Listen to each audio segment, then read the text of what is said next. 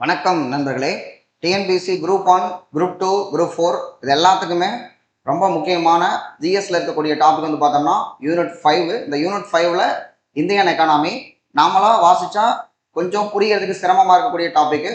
இதில் வந்து பார்த்தோம்னா நிதி கொள்கை அப்படிங்கிற ஒரு டாபிக் எடுத்துட்டு நிதி கொள்கையினுடைய கருவிகள் என்ன அப்படின்னு சொல்லி ஒரு வீடியோ பார்த்தோம். நம்ம நிதி கொள்கைகள் அப்படின்னு சொல்லிட்டு அதுக்கப்புறம் அதில் ஒரு முக்கியமான ஒன்று பட்ஜெட். அந்த பட்ஜெட் எப்படி வந்து நிறைவேற்றுவாங்க, பட்ஜெட் மேக்கிங் வந்து பார்த்தோம்னா அதில் ஒரு வீடியோ வந்து பார்த்தோம். அதுக்கப்புறம் பட்ஜெட்ல முக்கியமாக இருக்கக்கூடிய அந்த சோர்சஸ் ஆஃப் ரெவன்யூ, அதாவது வருவாய் ஆதாரங்கள் அப்படிங்கிற ஒரு முக்கியமான டாபிக். அதுல வரிகள் அப்படின்னு எடுத்துட்டு நேரடி வரி, மறைமுக வரி அப்படின்னு சொல்லி அது ஒரு வீடியோ வந்து நம்ம வந்து போட்டிருக்கோம். அதுக்கப்புறம் வந்து பார்த்தோம்னா மத்திய மாநில அப்படின்னு சொல்லி 2 அடுக்குகளாக நமக்கு அரசு இருக்கு. கூட்டாட்சி அப்படிங்கிறது.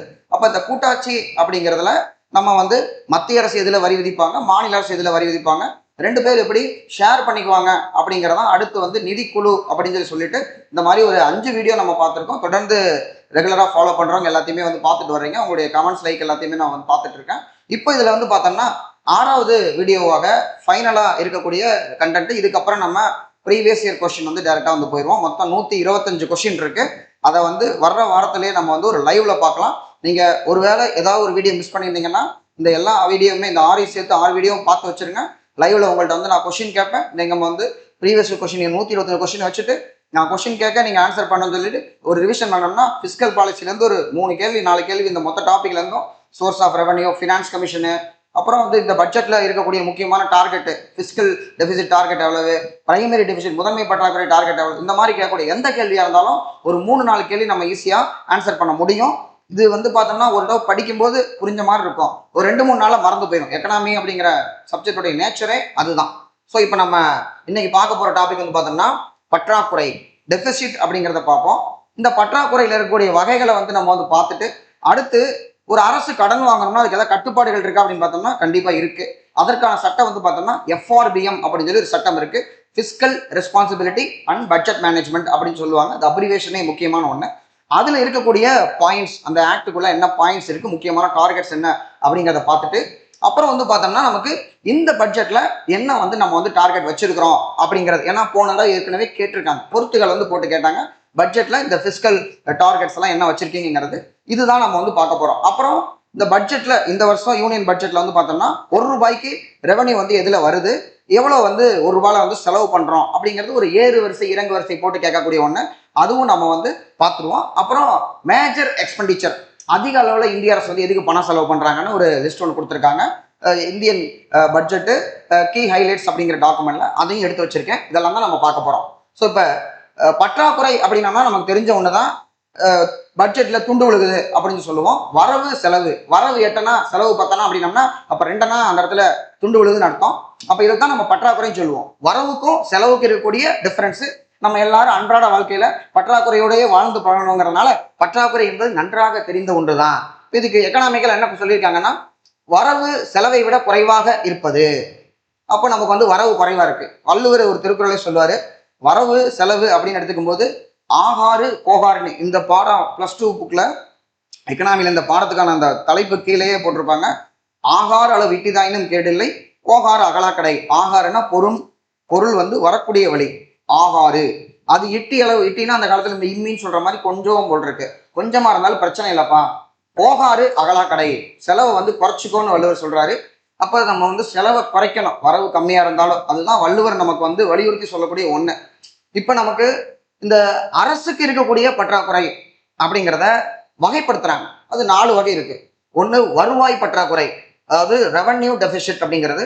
2வது வந்து பார்த்தோம்னா பட்ஜெட் டெபிசிட், அதாவது வரவு செலவு திட்டம், ஆனுவல் பினான்சியல் ஸ்டேட்மெண்ட். நம்ம வந்து ஆர்டிகல் 112 அப்படிங்கிறதுல அது இருக்கு. பட்ஜெட் என்ற வார்த்தை அரசியலமைப்பில் எங்குமே பயன்படுத்தப்படவில்லை. இந்த பட்ஜெட் சம்பந்தமானதெல்லாம் நம்ம 2வது வீடியோல டீட்டெயிலா பார்த்தோம். ரொம்ப முக்கியமான வீடியோ அது. அடுத்து வந்து பார்த்தோம்னா பிசிக்கல் டெபிசிட். இது அப்பப்போ கரண்ட்ல வந்து பேசப்படும். இப்போ மாநில அரசு, நம்ம தமிழ்நாடுமே வந்து பட்ஜெட் வந்து தாக்கல் பண்ணியிருக்காங்க. அடுத்து மானிய கோரிக்கை திங்கட்கிழமையிலிருந்து தொடங்க போகுது. அப்போ இந்த பிசிக்கல் டெபிசிட் பத்தின பேச்சு அடிக்கடி வந்துகிட்டே இருக்கக்கூடியது. அதே மாதிரி தான் ரெவன்யூ டெபிசிட் பத்தியும் பேசிட்டே இருந்தாங்க. ஏன்னா இந்த ரெவன்யூ டெபிசிட்னா வருவாய் பற்றாக்குறைங்கிறது அன்றாட நம்ம பண்ணக்கூடிய செலவுக்கு. நம்ம கடனை வாங்கி ஸ்கூலை கட்டணும், காலேஜ் கட்டணும், மெட்ரோ ட்ரெயின் விட்டோம், அந்த மாதிரி செலவு பண்ணலாம்.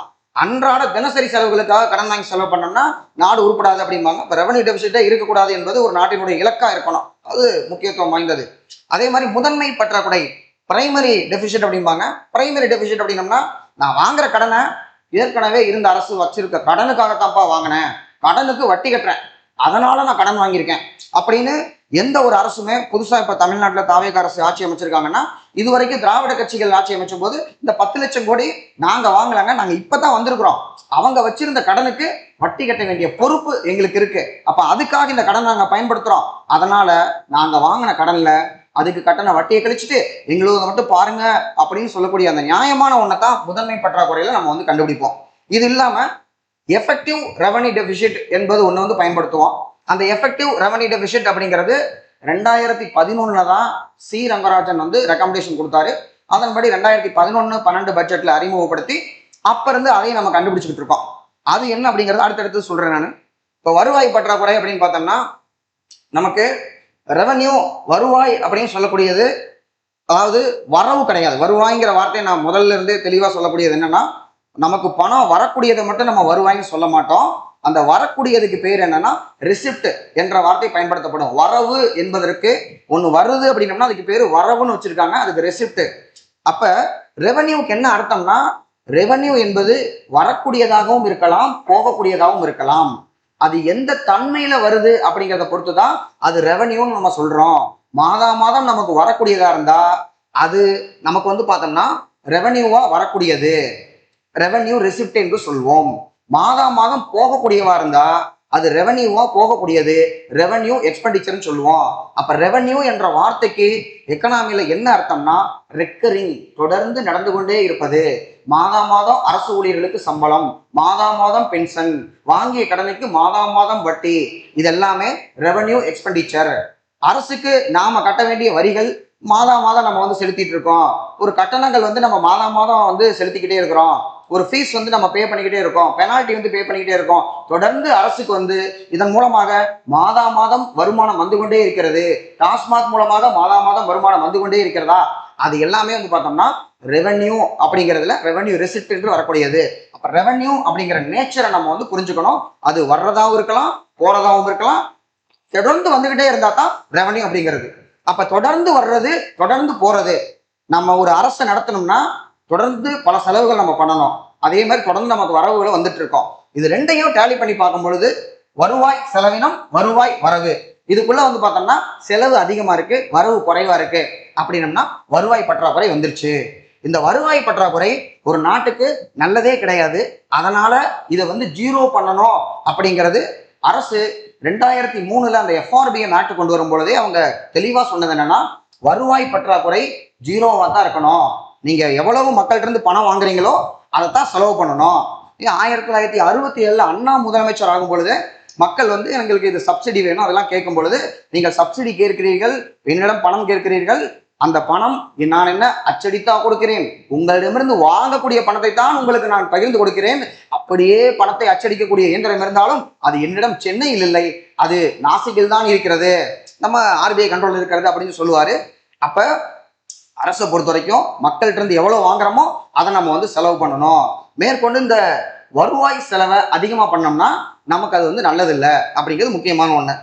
அடுத்தது வந்து பார்த்தோம்னா பட்ஜெட் டெபிசிட் அப்படிம்பாங்க. இப்போ பட்ஜெட் அப்படிங்கிறது ஆண்டுக்கு ஒரு முறை போடக்கூடியது. அது இந்திய அரசுக்கும் சரி, மாநிலங்களுக்கும் சரி, ஒவ்வொரு மாநிலமும் சரி, இந்தியாவும் வருஷம் போடுறாங்கன்னா அந்த பட்ஜெட்ல ஒரு வருஷத்துக்கு இவ்வளவு செலவு பண்ணுவோம்.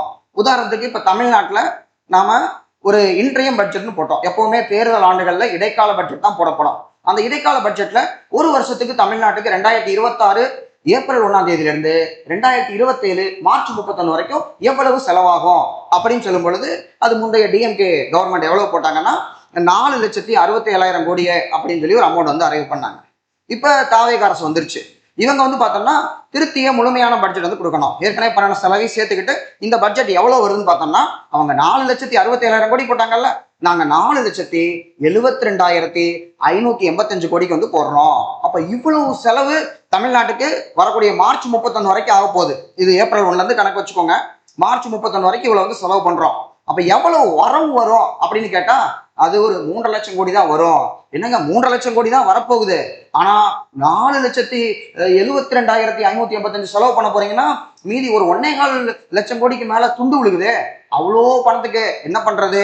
அதை வந்து கடனா வாங்கிடுவோம் அப்படின்னு சொல்லிட்டு ஆக மொத்தம் பட்ஜெட் டெபிசிட், வரவு செலவு அப்படின்னு நம்ம ஒன்று போடக்கூடியது முக்கியமான ஒன்று என்னன்னா, எனக்கு இவ்வளவு செலவு இருக்கு ஆனா வரவு இவ்வளவுதான் இருக்கு, அப்ப மீதியை நான் கடனா வாங்கிடுவேன். அப்ப நான் வரவு செலவு ரெண்டையும் மைனஸ் பண்ணனா அங்க ஜீரோ இருக்கணும். அதுக்கு தான் பட்ஜெட்டே போடுறோம். இல்லாட்டி நம்ம பட்ஜெட் போட வேண்டிய அவசியமே இல்லை. அப்ப பட்ஜெட் போடக்கூடிய நோக்கம் என்னன்னா, இவ்வளவு செலவு மக்களுக்காக நான் பண்ண போறேன், அப்ப எனக்கு இவ்வளவுதான் மக்கள் இருந்து வரவு வரப்போகுது, மீதியை நான் கடனா வாங்கிடுவேன்னு சொல்லி டேலி பண்ணிடுவோம். எப்பவுமே பட்ஜெட் டெபிசிட் ஜீரோவா இருக்கும். ஏன்னா நாம வாங்குற கடன் சேர்த்து தான் நம்ம வந்து பட்ஜெட்டை டேலி பண்ணுவோம். ஸோ வரவு செலவு பற்றாக்குறை என்பது மொத்தமா நம்ம போடக்கூடிய வரவு செலவு அறிக்கையில இருக்கக்கூடிய ஒரு பற்றாக்குறை. ஆனா அந்த பற்றாக்குறை ஜீரோ பண்ணியிருப்போம். அதுக்கு தான் பட்ஜெட் போடுறோம், முக்கியமான ஒண்ணு. அடுத்தது வந்து பார்த்தோம்னா நிதி பற்றாக்குறை அப்படின்னு சொல்லிட்டு, இப்ப பட்ஜெட் பற்றாக்குறை ஜீரோவா இருக்கு. காரணம் என்ன? நாம வாங்கியிருக்கிற அந்த 1.25 லட்சம் கோடியை உள்ள வச்சிருக்கிறோம், கடனா இருக்கு. அப்ப 3.5 லட்சம் கோடி பிளஸ் வந்து ஒரு 1 லட்சம் கோடியோ 1.25 லட்சம் கோடியோ அதை ரவுண்ட் பண்ணிக்கோங்க. இதெல்லாம் சேர்ந்தா தான் என்னுடைய செலவுக்கான 4,72,585 கோடி வருது. அப்ப இந்த ரெண்டும் ஈக்குவலா இருக்கிறதுக்கான காரணம் என்ன? வரவு செலவு ஈக்குவலா இருக்கிறதுக்கான காரணம் என்ன? வரவோட சேர்த்து நான் என்னுடைய கடனையும் வச்சிருக்கேன். அப்ப எவ்வளவு கடன் வாங்கணும், அந்த கடனை மட்டும் சொல்லு அப்படின்னு சொல்லி கேட்கக்கூடியது. இப்போ போன அரசு வருஷத்துக்கு 1 லட்சம் கோடி வாங்கிட்டு இருந்தாங்க, இப்போ நீங்களும் அதைத்தானே வாங்கியிருக்கீங்கன்னு சொல்லி கவர்மெண்ட் சொல்றாங்க. இன்னொன்னு, நாங்க குறை சொல்லலைங்க, நாங்க கடன் வாங்கணும், நீங்களும் கடன் வாங்குறீங்க. எந்த ஒரு அரசும் கடன் வாங்கி தான் செலவு பண்ணோம். ஏன்னா இது மக்கள் நல அரசு. மக்களுக்கு கடன் வாங்கியாவது செலவு பண்ணணும், அப்பதான் மக்கள் வந்து நல்லா இருப்பாங்க. ரொம்ப வாங்கக்கூடாது, வாங்கின கடனை வருவாய் செலவா பண்ணக்கூடாது, அதுதான் முக்கியமே தவிர கடனே வாங்கக்கூடாதுன்னு இல்லை அப்படிங்கிறதெல்லாம் அந்த தத்துவங்களை எல்லாம் இப்போ வந்து பொது விவாதத்தில் வந்து பேசினாங்க. இப்ப நிதி பற்றாக்குறை அப்படின்னா என்ன அப்படின்னு பார்த்தோம்னா, நம்ம புரிஞ்சிருக்கு. ஒத்த வார்த்தையில ஒரு சிங்கிள் லைன்ல சொல்லணும்னு பார்த்தோம்னா, நிதி பற்றாக்குறை என்பது அந்த பட்ஜெட்டுக்கு நம்ம எவ்வளவு கடன் வாங்குறோமோ அதுதான் நிதி பற்றாக்குறை. அப்ப அரசின் சந்தை கடன்கள், market borrowings and other liability.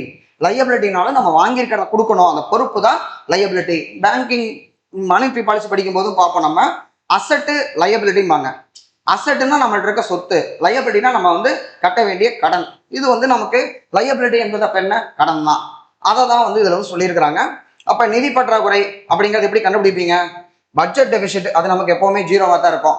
அதுல இருந்து கடனை கழிங்க, அப்ப மைனஸ்ல ஒரு அமௌண்ட் கிடைக்கும். எவ்வளவு கடன் வாங்குறீங்கன்னு சொல்லிட்டு, எவ்வளவு கடன் வாங்குன்னு சொல்லிட்டீங்கன்னா கிடைச்சிரும். இந்த பிஸ்கல் டெபிசிட்டுக்கு ஒரு டார்கெட் இருக்கு.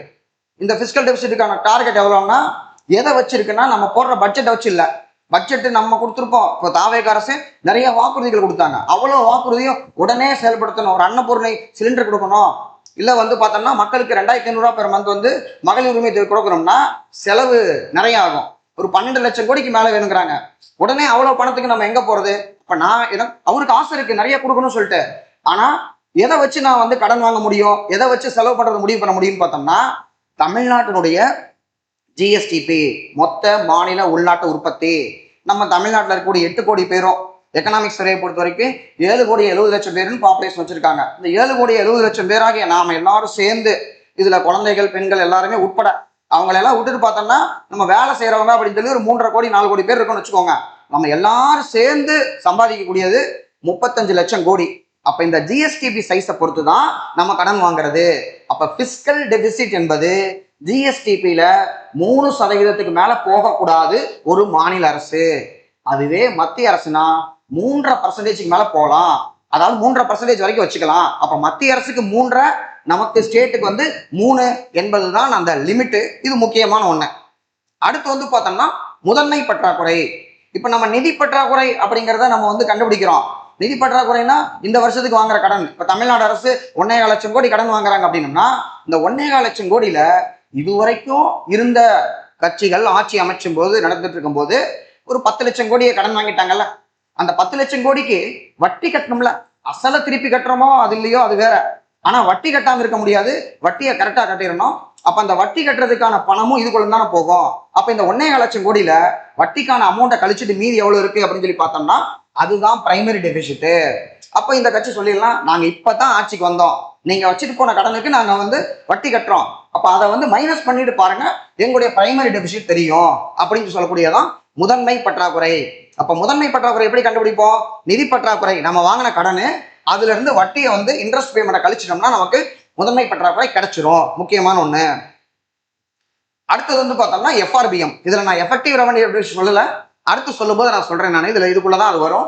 ஸோ 2003 FRBM அப்படிங்கிற சட்டம் வந்து போடப்பட்டது. நிதி பொறுப்புணர்வு மற்றும் பட்ஜெட் மேலாண்மை, fiscal responsibility and budget management. இந்த டேர்மே நமக்கு ரொம்ப முக்கியமான ஒண்ணு. இதுக்கான மசோதா எப்பொழுது அறிமுகம்னா டிசம்பர் 2000. ஏன் இதை வச்சிருக்கேன் அப்படின்னம்னா, டிஎன்பிசியில ஜனவரி 17 ஒரு டேட்டா கொடுத்து 2000 தப்பா வந்து போட்டுவிட்டாங்க. பட் 2000ங்கிறதா அதுல இருக்கு, அந்த தேதி தான் இருக்கு, வேற ஒன்றும் கிடையாது. பட் ஆக்சுவலா நம்ம வந்து பார்த்தோம்னா டிசம்பர் 2000 மசோதா அறிமுகம். வாஜ்பாய் கவர்மெண்ட் வந்து கொண்டு வந்தாங்க. ஆகஸ்ட் 26, 2003 வந்து பார்த்தோம்னா சட்டமாக ஏற்றப்பட்டது. அதுக்கப்புறம் காங்கிரஸ் வந்துட்டாங்க. 2004 ஜூலை 5 நடைமுறைப்படுத்தப்பட்டுச்சு.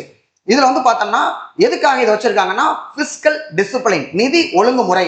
இப்போ ஒரு கட்சி, எல்லா கட்சிகளுமே மக்களுக்கு நிறைய வாக்குறுதிகளை கொடுப்பாங்க. அவ்வளவு வாக்குறுதிகளும் செஞ்சுட்டோம்னா நிறைய கடன் வாங்கணும். அவங்க பாட்டுக்கு சரி நான் வாக்குறுதி கொடுத்துட்டேன், சொன்ன சொல் தவற மாட்டான் கோட்டைசாமி, எல்லாத்தையும் பண்றேன்னு சொல்லி ஊர்பட்ட கடனை வாங்கி எல்லா செலவையும் பண்ணிட்டாங்கன்னா எதிர்கால சந்ததிகள் தான் அந்த கடனுக்கு வட்டி கட்டி கடனையும் கட்டணும். அப்ப நமக்கு அரசு அப்படிங்கிறதுனால பிரிண்டிங் மிஷின் இருக்குங்கிறதுக்காக அச்சடிச்சிட முடியாது. ஏன்னா அரசுக்கே வந்து பார்த்தோம்னா பணம் வேணும் அப்படிங்கிற பட்சத்துல அந்த பணத்தை ரிசர்வ் பேங்க்ல இருந்து கடனை தான் வாங்க முடியும். அது வந்து வேஸ் அண்ட் மெயின்ஸ் அட்வான்சஸ் அப்படிம்பாங்க, WMA. இந்த வேஸ் அண்ட் மீன்ஸ் அட்வான்சஸ் அப்படிங்கிறது எப்ப இருந்து இந்தியாவில் நடைமுறைப்படுத்தப்படுகிறதுனா 1997 நடைமுறைப்படுத்தப்படுகிறது. அதுக்கு முன்னாடி நம்ம பணம் வேணும்னு கேட்டா ரிசர்வ் பேங்க் பிரிண்ட் பண்ணி கொடுத்துருவான். ஆனா இந்த வேஸ் அண்ட் மீன்ஸ் அட்வான்ஸ்க்கு அப்புறம் பணம் வேணும்னா கடனா வாங்கிக்கங்க, அந்த கடனை 3 மாசத்துல திருப்பி தந்துருங்க. சரி, இந்த கடனுக்கு வட்டி கிடையாதா? சும்மாவே எப்படி கொடுப்பாங்க? எல்லாத்துக்குமே நான் பேங்க்குக்கே வட்டிக்கு தான் கொடுக்குறேன். ஒரு ரிசர்வ் பேங்க் ஸ்டேட் பேங்குக்கோ இல்ல இந்தியன் ஓவர்சீஸ் பேங்குக்கோ எந்த பேங்க் கொடுத்தாலும் வட்டிக்கு தான் கொடுக்குது. அப்ப அரசாங்கத்துக்கு மட்டும் நீங்க சும்மா தரணும்? பேங்க்குக்கு என்ன வட்டிக்கு நான் கொடுக்குறனோ, பேங்க்குக்கு என்ன வட்டி கொடுக்குறீங்க? ரெப்போ ரேட்னு ஒன்று வச்சிருக்கிறோம். அப்ப அந்த ரெப்போ ரேட்லயே நீங்களும் வாங்கிக்கோங்க அப்படின்னு சொல்லி ரிசர்வ் பேங்க் மாநில அரசுகளுக்கும் மத்திய அரசுக்கும் ஒரு 3 மாச கிரெடிட் கார்டு மாதிரி ஒன்று கொடுத்துருக்காங்க. அதுக்கு பேர் தான் வேஸ் அண்ட் மீன்ஸ் அட்வான்சஸ். இப்ப இதுல 3 மாசத்துக்குள்ள திருப்பி தரலைன்னா அப்ப அதுக்கு வந்து ஓவர் டியூ போயிடும், ஓவர் டிராஃப்ட் பேமெண்டா மாறிடும். வட்டி வந்து ரெப்போவோட ஒரு % அதிகமா போகும். அப்ப நான் வந்து பெனால்ட்டி எல்லாம் போட்டு திருப்பி வந்து நம்ம வந்து கட்டணும். இப்படித்தான் வந்து கடன் கொடுக்க நடந்துகிட்டு இருக்கு. அப்போ ஒரு நிதி ஒழுங்குமுறை அப்படின்னு சொல்லி ஒரு டிசிப்ளின் வந்து கொண்டு வர்றாங்க. இது எல்லாமே ஒன்னா வந்து நடந்துகிட்டு இருக்கு.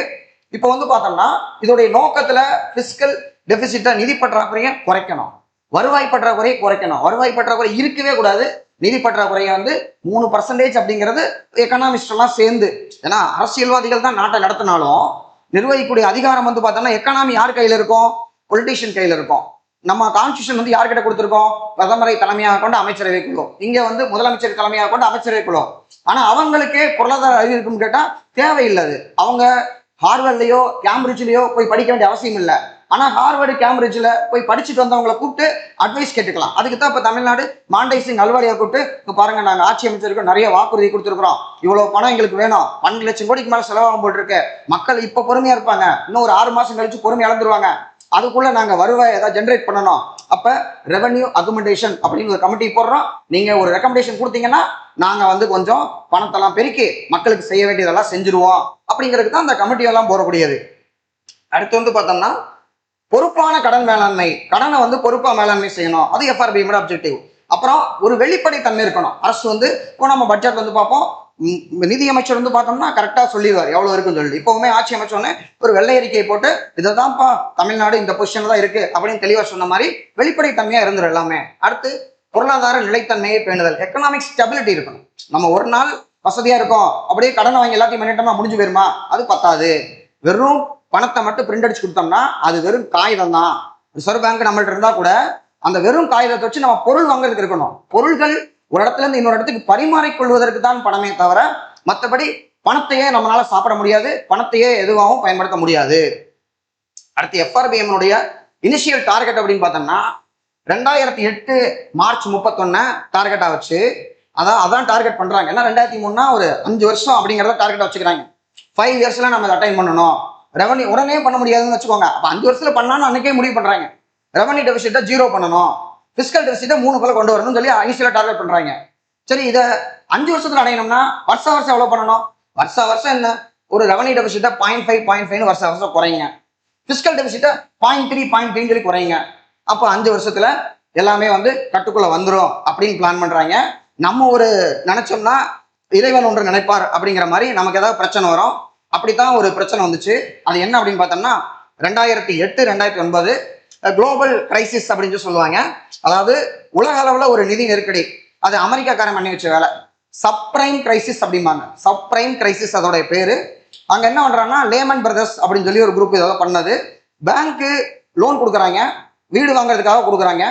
கையில எவ்வளவு இருக்குன்னு கேட்டா 20 லட்சம் ரூபாய் இருக்கு அப்படின்னம்னா, சரிப்பா நீ 1 கோடி ரூபாய் லோன் வாங்கிக்கிறாங்க. என்கிட்ட 20 லட்சம் தான் இருக்குது, 1 கோடி நீ லோன் வாங்கிக்க, 20 லட்சம் வச்சிருக்கீங்க அப்படின்னா 1 கோடி ரூபாய் இருக்க வீட்டுக்கு நீ சொந்தக்காரன் சொல்லி 20 லட்சம் ரூபாய் கையில வச்சிருக்கவனுக்கு 1 கோடி ரூபாய் லோனை கொடுக்குறாங்க. அதுக்கப்புறம் அவர் 1 கோடி ரூபாய்க்கு வாங்கின வீட்டோட விலை 2 கோடி ஆயிடுச்சு அப்படின்னு சொல்றாங்க.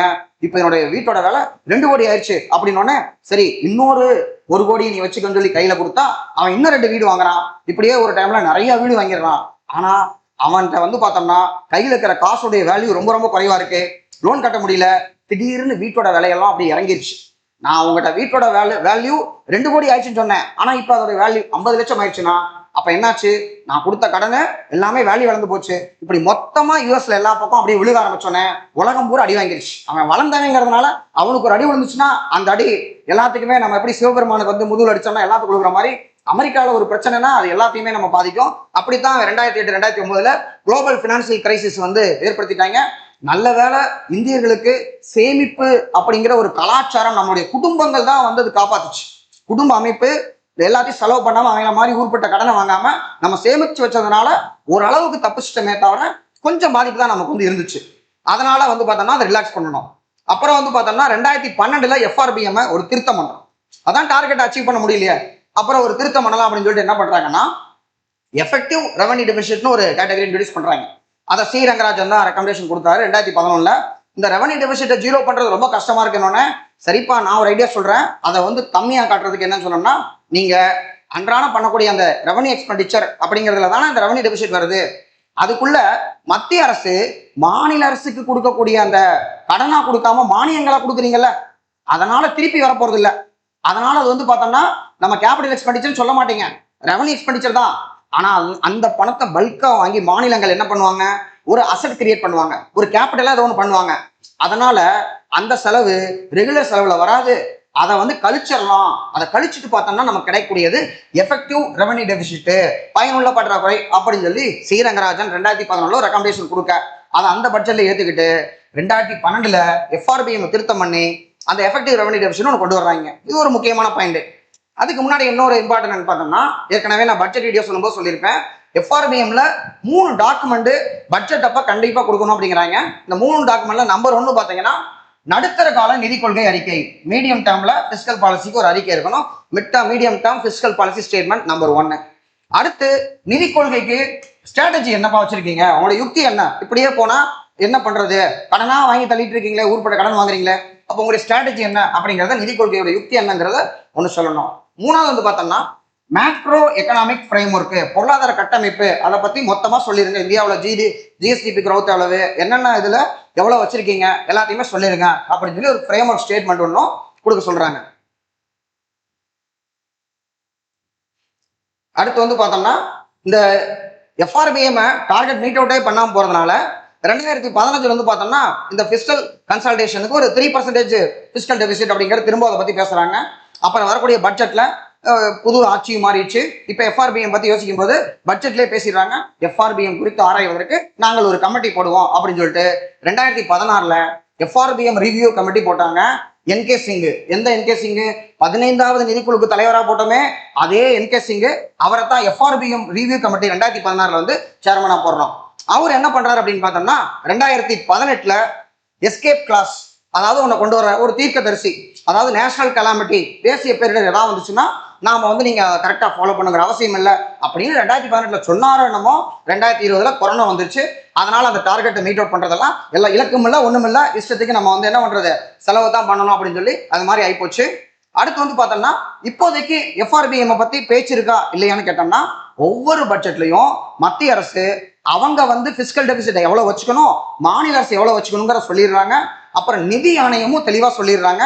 அதன்படி இன்னைக்கு தேதிக்கு இப்போதைக்கு இருக்கக்கூடியது என்னன்னு பார்த்தோம்னா, மத்திய அரசு பிஸ்கல் டெபிசிட் 3.5% என்பது டார்கெட்டு, மாநில அரசுகள் 3% என்பது டார்கெட்டு. ரொம்ப முக்கியமான ஒண்ணு, அதைத்தான் வச்சுக்கிட்டு இருக்கோம். இந்த பட்ஜெட்ல அதான் சொல்றாங்க. ஆனா போன பட்ஜெட்ல மாநில அரசுகள் 3.5% வச்சுக்கலாம்னு சொன்னாங்க 2025ல். 26ல் 3% அப்படிங்கிற சொல்லிட்டாங்க. அடுத்து இந்த என்கே சிங் கமிட்டியினுடைய முக்கியமான ரெக்கமெண்டேஷன் அது என்ன அப்படின்னு சொல்லி பார்த்தோம்னா, கடன் ஜிடிபி விகிதத்தை முக்கிய அளவுகோலாக வச்சிருக்கணும். நீங்க பட்ஜெட் போடுறீங்க, மக்களுக்கு வாக்குறுதி கொடுத்துட்டீங்க, செயல்படுத்துறீங்க, இருந்துட்டு போட்டோம். ஆனா நீங்க எதை முக்கியமா மைண்ட்ல வச்சுக்கணும்னா, உங்களுடைய ஜிடிபி சைஸ் எவ்வளவு, உங்க ஸ்டேட்ல எவ்வளவு உற்பத்தி பண்றீங்க, எவ்வளவு உங்களுக்கு வருமானம் இருக்கு, மக்கள் ஆகிய அவங்க வந்து எல்லாத்தையும் எவ்வளவு சம்பாதிக்கிறாங்க, அதுதான் ஜிடிபி சைஸ். அந்த சைஸுக்கும் கடனுக்கும் உங்க கடனுக்கும் தாங்குமா அப்படின்னு பாருங்க. இதுதான் உங்களுக்கு வந்து ஒரு ஆங்கரா இருக்கணும், நங்குற மாதிரி நீங்க வச்சுக்கணும். அதை முக்கிய நிதி அளவுகளாக டெப்ட் ஜிடிபி வச்சுக்கணும்னு சொல்றாரு.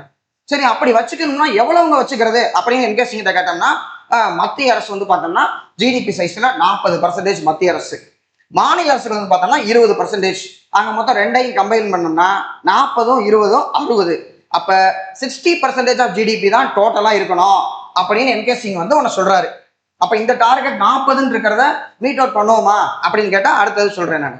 இன்னொன்னு, இந்த நிதி பற்றாக்குறை எப்பவுமே 3% அப்படிங்கிற டார்கெட் தான் ஆரம்பத்தில் எஃப்ஆர்பிஎம் கொண்டு வந்ததுல இருந்து 3 அப்படின்னு தான் நம்ம வந்து பேசிட்டு இருக்கிறோம். இன்னொன்னு என்கேசிங் என்ன சொன்னார்னா, சுதந்திரமான நிதி கவுன்சில், பிஸ்கல் கவுன்சில் ஒன்று ஃபார்ம் பண்ணணும்.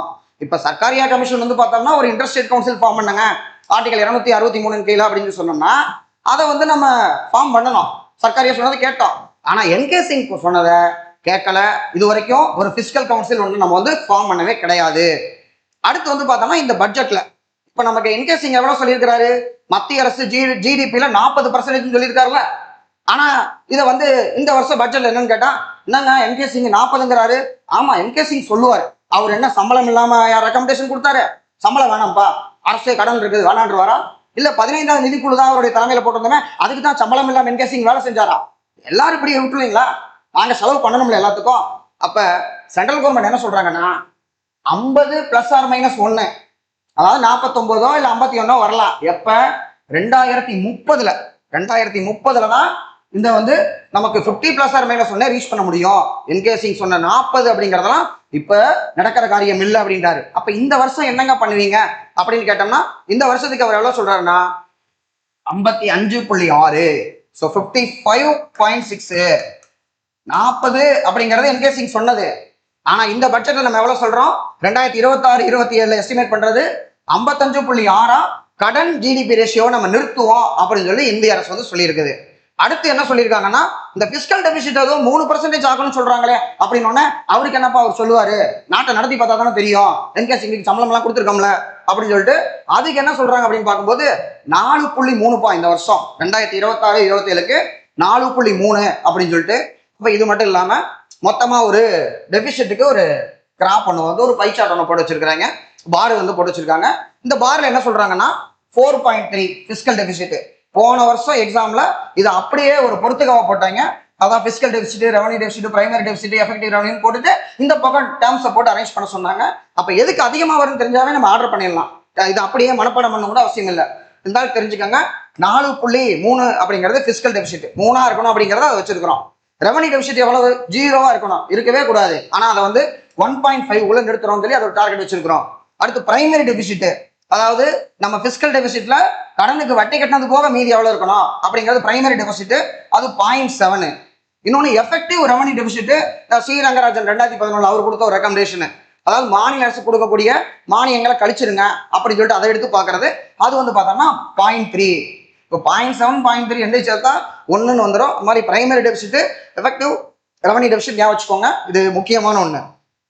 அடுத்து வந்து பார்த்தோம்னா இதே நமக்கு வந்து பட்ஜெட் டாக்குமெண்ட்ல இருக்கக்கூடியது ருப்பி கம்ஸ் ஃப்ரம். இது ஒரு இடம் எக்ஸாம்ல கேட்டாங்க, எதுல அதிகமா ஏறு வருஷ போடு இறங்க வருஷ போடு அப்படிம்பாங்க. இறங்க வருஷம்னா பெருசுல இருந்து கொஞ்சமா சின்னதா போகணும்ல. அப்ப இதுல நமக்கு ₹1 வருதுன்னா அதுல எதுல ஒரு பர்சன்டேஜ் வச்சுக்கோங்க, 100% சொல்லிட்டு எதுல அதிகமா வருது, கடன் தான் அதிகமா வாங்குறோம். பாரோவிங் அண்ட் லயபிலிட்டி 24% இருக்குது. அதுக்கடுத்து நம்பர் 2 வந்து பார்த்தோம்னா இதுக்குள்ளதான் நம்ம அரேஞ்ச் பண்ண சொல்லியே சொல்லுவான். வருமானம் எதுல அதிகமா வருதுன்னா இன்கம் டேக்ஸ் 21%. இந்த பர்சனல் இன்கம் டேக்ஸ் அப்படிங்கிறத நம்ம டேக்ஸ் பார்க்கும் போதே பார்த்தோம். இன்கம் டேக்ஸை பொறுத்த வரைக்கும் இந்தியாவில் நாம மேக்சிமம் ஒரு டாக்ஸ் பேயர் எவ்வளவு டாக்ஸ் பே பண்ணுவாரு அப்படின்னு பார்த்தோம்னா, நம்ம ₹100 சம்பாரிச்சா அதிகபட்சமாக ₹30 பே பண்ணுவோம். அதுக்கு மேல ஒரு பைசா கூட அரசாங்கம் நம்மள்ட்ட வாங்காது. ஏங்க ₹100 நான் சம்பாரிச்சா ₹30 தரணுமா, இதுவே அதிகமா இருக்கே அப்படின்னு சொன்னோம்னா, இந்த ₹30 அப்படிங்கிறதும் டைரக்ட் கிடையாது. நம்ம என்ன பண்றோம்னா இந்த எப்படி பாஷா படத்துல 8 மனசு வாழ்வை பிரிச்சுக்க அப்படின்னு சொல்ற மாதிரி இங்க 4 நாளா பிரிச்சிருக்காங்க. அதாவது 4 லட்சம் வரைக்கும் வருமானம்னா டாக்ஸே இல்லை, நில்லு. 4 லட்சத்துல இருந்து 8 லட்சம் வரைக்கும் அப்படின்னு இருக்கு அப்படின்னா 5%. 8 லட்சத்துல இருந்து 12 4 நாளா கூட்டிகிட்டே போகுது, 4 லட்சமா கூடுது. 8ல இருந்து 12 அப்படின்னு பார்த்தோம்னா 10%. எப்படி இங்க வந்து 4 நாளா கூடுதோ அது மாதிரி பர்சன்டேஜ் 5 கூட்டிகிட்டே போகும். அதனால நான் எல்லாத்தையும்லாம் மனப்பாடம் பண்ணல. எப்படி நம்ம பால்ட்டியில ஒழுங்குமுறை சட்டம் 1773 சொன்னோம்னா அப்படியே பட்டாய் சட்டம் 20 வருஷமா கூட்டிகிட்டே போறோம்ல, 13 33 53 சொல்லிட்டு அது மாதிரி இங்க அப்படியே ஒரு பிளஸ் பண்ணிட்டு போயிடலாம். அப்ப 12 லட்சத்துல இருந்து 16 லட்சம் வரைக்கும்னா 15%. 16 to 20 20%. 20ல இருந்து 24 25%. 24 லட்சத்துக்கு மேல நம்ம சம்பாதிக்கிறோம்னா 30%. இப்ப இதுல மொத்தமா 7 ஸ்லாப் இருக்கும். இதே ஒரு காலத்துல 1970 74ல வந்து பார்த்தோம்னா 11 ஸ்லாப். அதுல 11வது ஸ்லாப்புக்கு மேல சம்பாதிச்சோம்னா 100 ரூபாய் சம்பாதிச்சோம்னா 97.25 ரூபா அரசாங்கம் எடுத்துக்கும். மீதி 2.25 ரூபாயை நம்ம வச்சுக்கலாம். அப்ப யாராவது சம்பாதிப்பாங்களா? இப்ப டாக்ஸ் அப்படின்னு ஒரு பர்சன்டேஜ் ஒரு ரேட்டு போடுறோம்ல, இத்தனை பர்சன்டேஜ் எனக்கு கட்டுங்க அப்படி 30ன்னு வச்சிருக்கீங்க, ஒரு அளவுக்கு இருக்கு. 24 லட்சத்துக்கு மேல நம்ம சம்பாதிக்கிற 25வது லட்சத்துல 30,000 அரசாங்கம் எடுத்துக்கும், 70,000 நம்ம வச்சுக்கலாம். ஒவ்வொரு லட்சமும் 24 லட்சத்துக்கு மேல நீங்க வருஷம் சம்பாதிக்கக்கூடிய ஒவ்வொரு லட்சத்துல இருந்தும் 30,000 ரூபாய் அரசாங்கத்துக்கு. அதுக்கு கீழ் இருக்கக்கூடிய எந்த ஸ்லாப்ல இருக்கோ அந்த பர்சன்டேஜ்ல. இப்ப நம்ம 4ல இருந்து 8 லட்சம் வரைக்கும் சம்பாதிச்சிருக்கோமா, அதுக்கு 5%, அது 20,000 ரூபாய் வரும். அதே மாதிரி 8ல இருந்து 12 லட்சமா, அது ஒரு 4 லட்சம் ரூபாய், அது 10%. 4 லட்சம் ரூபாய் 10%னா அது ஒரு 40,000 ரூபாய். அப்ப இதுக்கு ஒரு 60,000. இப்படி ஒவ்வொரு இடத்துலயும் ஆட் ஆகி 24 லேக்ஸ்க்கு மேல நம்ம சம்பாதிக்கக்கூடிய பணத்தை எல்லாம் அரசாங்கம் அந்த 30,000 கொடுத்துருப்பா அப்படின்னு சொல்லி வாங்கிட்டே இருக்கோம். ஆனா அந்த காலத்துல அப்படி வச்சிருந்திருக்காங்க. இதுக்கு என்னன்னா ஒரு லாஃபர் கர்வ் அப்படிம்பாங்க. லாஃபர் அப்படின்னு ஒருத்தர் சொல்லியிருக்கிறாரு. டாக்ஸ் ரேட்டுக்கும் நம்ம வந்து கலெக்ட் பண்ணக்கூடிய டாக்ஸ் வருமானம், டாக்ஸ் இன்கமுக்கும் ஒரு ரேஷியோ இருக்குப்பா அப்படிங்கிறாரு. என்னையா அப்படின்னு கேட்டோம்னா, நீங்க டாக்ஸ் ரேட் 0, அதாவது மக்கள்கிட்ட இருந்து டாக்ஸே வாங்கலைன்னு வச்சுக்கோங்க, அப்ப அரசாங்கத்துக்கு பணமே கிடைக்காது. எப்படி அரசாங்கம் நடத்த முடியும்? அப்ப டாக்ஸ் ரேட் 0வா இருந்தா 0 வருமானம். அதே மாதிரி டாக்ஸ் ரேட்டு 100%, நம்ம எவ்வளவு சம்பாதிக்கிறோமோ அவ்வளவு மொத்தமா கொடுத்துடணும். அப்படின்னோடனே மொத்தமா கொடுக்கறதுக்கு நான் எதுக்கு வேலை செய்யணும்? முல்லா நான் சம்பாரிச்சு எல்லா பணத்தையும் அரசாங்கத்தை கொடுக்கறதுக்கு எதுக்கு நான் வேலை செய்யணும்? அப்ப நான் வேலையே செய்யாம இருந்துருன்னு சொல்லி யாருமே எந்த வேலையுமே செய்ய மாட்டாங்க. ஸோ அப்ப டாக்ஸ் பர்சன்டேஜ் 100ன்னு போட்டாலும் அப்பவும் அரசாங்கத்துக்கு 1 ரூபா கூட வராது. அப்ப அதுவும் 0. அப்ப நம்ம 0 டாக்ஸ் ரேட்னா வருமானம் வராது, 100% டாக்ஸ் ரேட்னா வருமானம் வராது. அப்ப இது எப்படி போகும்னா அப்படி ஒரு கருவா போகும். இந்த கருவுக்கு பேர் தான் லாஃபர் கர்வ் என்று அழைக்கப்படும். இந்த லாஃபர் கர்வ்ல அவர் என்ன சொல்றாருன்னா, டாக்ஸ் ரேட்டு இந்த இடத்துல இருக்கணும். இங்க பிக்ஸ் பண்ணீங்கன்னா கரெக்டா உங்களுக்கு அதிகமான வருமானம் கிடைக்கும். இதுக்கு மேல நீங்க எவ்வளவு டாக்ஸ் ரேட்டை கூட்டிகிட்டே போனாலும் என்ன ஆகும்? வருமானம் குறைஞ்சிட்டே போகும். யாருமே டாக்ஸ் கட்ட மாட்டாங்க. எனக்கு இவ்வளவுதான் வருமானம் வந்துச்சுன்னு சொல்லவே மாட்டாங்க. இப்ப லாஃபர் கர்வ் முக்கியமான ஒண்ணு. அதன்படிதான் நம்ம பிக்ஸ் பண்றோம். இல்லாட்டி அந்த காலத்துல 1970களில் என்ன பண்ணிருக்காங்க, 100 ரூபாய் சம்பாரிச்சிங்கன்னா 97.25 ரூபாய் கொடுங்கன்னு சொல்லி வாங்கிட்டு வந்திருக்காங்க. அப்ப டாக்ஸ் யாருமே கட்டல. அதனாலதான் நிறைய பேர் வரி ஏய்ப்பு செய்திருக்கிறார்கள். இப்ப இதுல இன்கம் டாக்ஸ் அப்படிங்கிறதுல நமக்கு வருமானம் வருது. அடுத்து வந்து பார்த்தோம்னா இது 21% போட்டிருக்காங்க. இதுக்கு அடுத்து வந்து பார்த்தோம்னா கார்பரேஷன் டாக்ஸ். கார்பரேஷன் என்பது நிறுவனங்கள், நம்முடைய கம்பெனி எல்லாம் கட்டக்கூடிய கம்பெனியினுடைய வருமானம். கம்பெனிக்கு ஒரு கம்பெனி இருக்கு, அந்த கம்பெனி ஒரு பொருளை உற்பத்தி செய்து அந்த பொருளை கொண்டு போய் விற்கிறாங்க. அதன் மூலமா அதுக்கு டேர்ன் ஓவர் கிடைக்கும். அந்த டேர்ன் ஓவர் அப்படிங்கிறது பொருளை விற்கிற போது கிடைக்கிறது. உற்பத்தி பண்ற செலவு போக மீதி வந்து பார்த்தோம்னா கம்பெனியுடைய லாபம், ப்ராஃபிட் அப்படின்னு இருக்கும். அந்த ப்ராஃபிட்டுக்காக நம்ம வந்து எவ்வளவோ பர்சன்டேஜை போட்டு வாங்கிடுவோம். அதான் கார்பரேஷன் டாக்ஸ். அதன் மூலமா நம்ம கிடைக்கக்கூடிய வருமானம் வந்து பார்த்தோம்னா 1 ரூபாயில 18% அப்படிங்கிற அது மூலமா கிடைக்குது. இப்போ ஒரு கம்பெனி எனக்கு வருமானமே இல்லைங்க, 100 கோடி டேர்ன் ஓவர் வந்துச்சு, அந்த 100 கோடியுமே நான் செலவு பண்ணிட்டேன், அது கம்பெனிக்காக தான் செலவாயிருச்சு அப்படின்னா ப்ராஃபிட் 0 அப்படின்னு கேட்டோம்னா, அப்படின்னா உங்களுக்கு மேட்னு ஒரு டாக்ஸ் இருக்கு ராஜா, மினிமம் அல்டர்னேட் டாக்ஸ் அப்படின்னு சொல்லி ஒரு டாக்ஸ் இருக்கு. அப்ப நீ மினிமமா ஒரு டாக்ஸ் கட்டணும், மேட்னு ஒன்று வாங்கிடுவோம். ஆக மொத்தம் ஒருத்தனையுமே நம்ம வந்து டாக்ஸ் இல்லாமல் விட மாட்டோம். இப்போ நம்பர் 1 டாக்ஸ்ல நம்பர் 1 பார்த்தீங்கன்னா இன்கம் டாக்ஸ். அதுக்கப்புறம் கார்பரேஷன் டாக்ஸ். 3வது இடத்தை பிடிப்பது யார் அப்படின்னு பார்த்தீங்கன்னா ஜிஎஸ்டி அண்ட் அதர் டாக்ஸ் 15%. இந்த ஜிஎஸ்டி அப்படிங்கிறத பத்தி நம்ம தனியாகவே வந்து பார்த்துருக்கிறோம். 2017 ஜூலை மாதம் 1ஆம் தேதியிலிருந்து இந்தியாவில் நடைமுறைப்படுத்தப்படுகிறது. ஜிஎஸ்டி 17ல தான் இருக்குது. ஆனா ஜிஎஸ்டி கவுன்சில் 2016 நம்ம வந்து ஏற்படுத்திட்டோம். அதை நம்ம வந்து பார்த்துருக்கிறோம். அடுத்து வந்து பார்த்தோம்னா யூனியன் எக்ஸைஸ். மத்திய ஆயத்தீர்வைகள் அப்படிம்பாங்க. எக்ஸைஸ்னா என்னன்னா உற்பத்தின்னு அர்த்தம். அப்போ உற்பத்தி பண்ணும்போது போடக்கூடியது. ஆக்சுவலா என்னன்னா இந்த உற்பத்தியும் சேர்ந்து தான் ஜிஎஸ்டிக்குள்ள வந்துருச்சு. சில எக்ஸைஸ் டியூட்டி மட்டும் தான் யூனியன் வச்சுக்கிட்டு இருக்காங்க. அப்ப அது வந்து பார்த்தோம்னா ஒரு 6% அது வந்து கலெக்ட் ஆகுது. அதுக்கு அடுத்ததான் கஸ்டம்ஸ், சுங்க வரி அப்படிம்பாங்க. இந்த சுங்க வரி வந்து நமக்கு தெரிஞ்சதான். ஒரு ஹார்பர்லயோ இல்ல வந்து லக்கி பாஸ்கர்லயும் பார்ப்போம், ஹார்பர்ல சரக்கு இருக்கு, ஜார்ஜ் வித்து கொடுவாரு, நீங்க எடுத்து கொடுங்கன்னு சொல்லிட்டு. அப்ப ஹார்பர்ல பொருள் வரும்போது கஸ்டம்ஸ் பே பண்ணி தான் நம்ம எடுக்க முடியும். அப்ப கஸ்டம்ஸ் அப்படிங்கிறது வெளிநாடுகள்ல இருந்து நம்ம வரக்கூடிய பொருள்களுக்கு இறக்குமதிக்காக போடக்கூடியதுதான் கஸ்டம்ஸ். அது வந்து 4% தான் இருக்குது. அடுத்து வந்து நம்ம வந்து பார்த்தோம்னா எதுக்கு செலவு அதிகமா பண்றோம் அப்படின்னு சொல்லி பார்க்கும்பொழுது மத்திய அரசு ஸ்டேட்டுக்கு ஷேர் பண்ணி கொடுக்குறோங்க. ஸ்டேட்டுக்கு வந்து டாக்ஸ்ல வந்து ஷேரை வந்து பிரிச்சு கொடுத்துறோம் அப்படிங்கிறதுக்கு 22% வந்து அதுதான் அதிகமா போகுது. அதுக்கு அடுத்து வந்து பார்த்தோம்னா இன்ட்ரெஸ்ட் பேமெண்ட், கடன் வாங்குறோம்ல, அதான் பாரோவிங் லைபிலிட்டி தானே மேக்ஸிமம் அங்க 24% வருது. அப்ப அதுக்கு கடனுக்கு வட்டி கட்டணும்ல, அப்ப 20% வந்து பார்த்தோம்னா இன்ட்ரெஸ்ட் பேமெண்ட்டுக்கு வந்து போயிருது. அதுக்கு அடுத்து வந்து பார்த்தோம்னா 17% சென்ட்ரல் செக்டர் ஸ்கீம், மத்திய அரசுடைய திட்டங்கள் இருக்கு, இந்த திட்டங்களுக்கு நாங்க செலவு பண்ணோம்னா அதுக்கு ஒரு 17% வந்து போயிருது. அடுத்து வந்து பார்த்தோம்னா சென்ட்ரலி ஸ்பான்சர் டிஃபென்ஸ் இருக்கு. டிஃபென்ஸ் அதாவது இந்தியாவுக்கு போர் வருதோ இல்லையோ, ஆனா ஒரு பெரிய ஸ்டாண்டிங் ஆர்மி நம்ம வச்சுக்கிட்டு இருக்கோம்.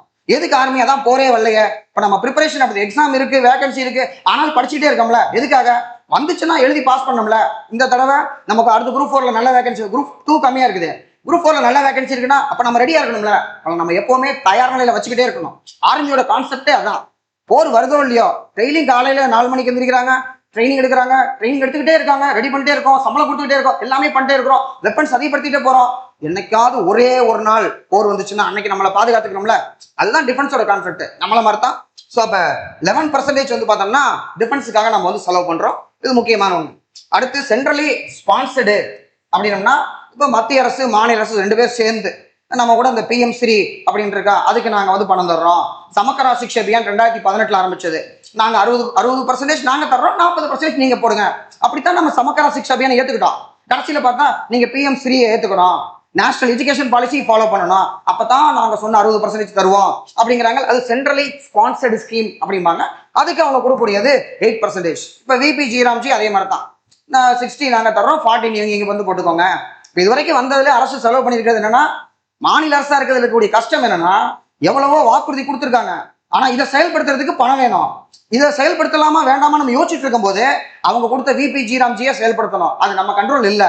ஏன்னா ஒரு மாநில அரசுங்கிறது மத்திய அரசு பணத்தை கொடுத்து இதை இன்னதுக்கு செலவு பண்ண அப்படின்னு சொல்றதுதான் நிறைய இருக்கு. மக்களுக்கு நம்மளா பண்ணக்கூடியது கொஞ்சம் தான் இருக்கு, அதுக்கு உட்பட்டு தான் செலவு பண்ணணும். அடுத்து வந்து பார்த்தோம்னா மேஜர் எக்ஸ்பெண்டிச்சர், அதுல டிரான்ஸ்போர்ட்டுக்கு 5,98,000 கோடி. அதுக்கு அடுத்து டிஃபென்ஸ் வந்து பார்த்தோம்னா நமக்கு ரொம்ப குட்டியா இருக்கும்னு நினைக்கிறேன். PDF உங்களுக்கு டெலகிராம்ல அட்டாச் பண்ணிடுறேன், பார்த்துக்கோங்க. டிஃபென்ஸ்க்கு வந்து பார்த்தோம்னா 5,94,000 கோடி. அதுக்கப்புறம் ரூரல் டெவலப்மெண்ட் 2,73,000 கோடி. இதெல்லாம் மனப்பாடம் பண்ண முடியாது. அந்த அமைச்சருக்கே இதெல்லாம் மனப்பாடமா தெரியுமான்னு நமக்கு தெரியாது. ஆனா நம்ம வேற வழியில் TNPSC நமக்கு ஏதோ ஒரு வேறு வரிசை இலங்கை வரிசையை போட்டுருவாங்க. நமக்கு எது பார்த்தோம்னா அப்போ அதிக செலவு. நம்பர் 1 டிரான்ஸ்போர்ட், நம்பர் 2 டிஃபென்ஸ், அதுக்கப்புறம் ஊரக வளர்ச்சி ரூரல் டெவலப்மெண்ட், அப்புறம் உள்துறை, அதுக்கப்புறம் அக்ரிகல்ச்சர் அண்ட் நல்ல.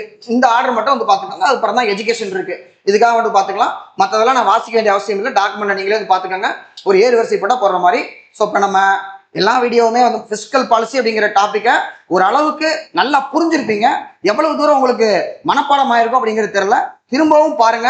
+2 புக்ல அந்த பிஸ்கல் எக்கனாமிக்ஸ்ங்கிற பாடத்தை வந்து இதுக்கு முன்னாடி படிச்சிருந்தாலும் பரவாயில்ல, இப்போ ஒரு எடுத்து படிங்க. அதுல வந்து முக்கியமான வேர்டு வந்து அண்டர்லைன் பண்ணுங்க. நாம லைவ்ல 125 கொஸ்டின் இதுக்குள்ள இருந்து கேட்டிருக்காங்க. அந்த கொஸ்டினை பார்க்கும்பொழுது உங்களுக்கு ஓகே சொன்ன நம்மளும் கேட்டோம் உள்ள நிக்குது அப்படிங்கிற மாதிரி ஃபீல் இருந்ததுன்னா, இப்ப நமக்கு ஞாபகம் வந்துச்சுன்னா கண்டிப்பா எக்ஸாம் ஹால்லையும் நமக்கு ஞாபகம் வரும். எக்ஸாம் ஹாலில் ஞாபகம் வரணும் அப்படிங்கிறது தான் முக்கியமான ஒன்று. எக்ஸாம் ஹாலை பற்றியே நம்ம யோசிச்சுட்டே இருக்கணும். ஏன்னா படிக்கிறதுங்கிறது இன்புட் கொடுக்குறீங்க. எக்ஸாம் ஹாலில் வந்து படித்ததெல்லாம் ஞாபகம் வரணும். அந்த ப்ராசஸ் பண்ணணும். ப்ராசஸ் தான் முக்கியம், அசைப்படணும்.